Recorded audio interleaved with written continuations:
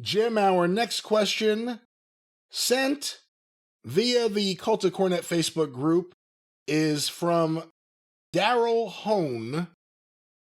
In your opinion, do you think Indiana could have been absorbed into another territory after Bruiser left?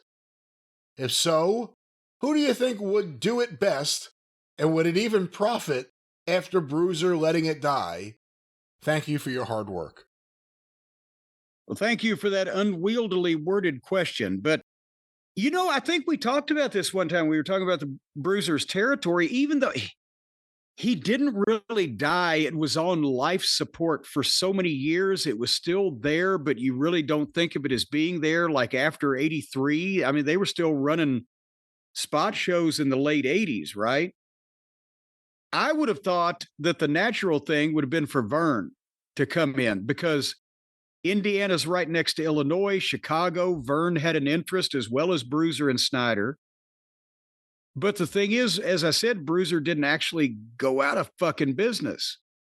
So Vern didn't need Indiana until he needed anything he could get. And by then it may have been too late because if the AWA with local television and all those stars that they had, including Hulk Hogan in 82, 83, 84, that Road Warriors, if they had gone into Indiana, Fort Wayne, Indianapolis, Terre Haute, even Evansville, maybe, because I think Jarrett lost television in Evansville sometime in the late 80s.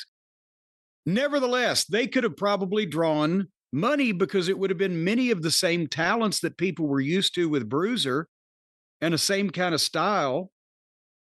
And but just a bigger, more well-financed at that time and well-populated territory. But after 87, 88-ish, Vern didn't need to be expanding anywhere, and it was already open for grabs, the state of Indiana. Jarrett's TV in the glory days, if it had some time there, might have done some good, but it was a completely different product than Bruiser had presented all those years with completely different talent.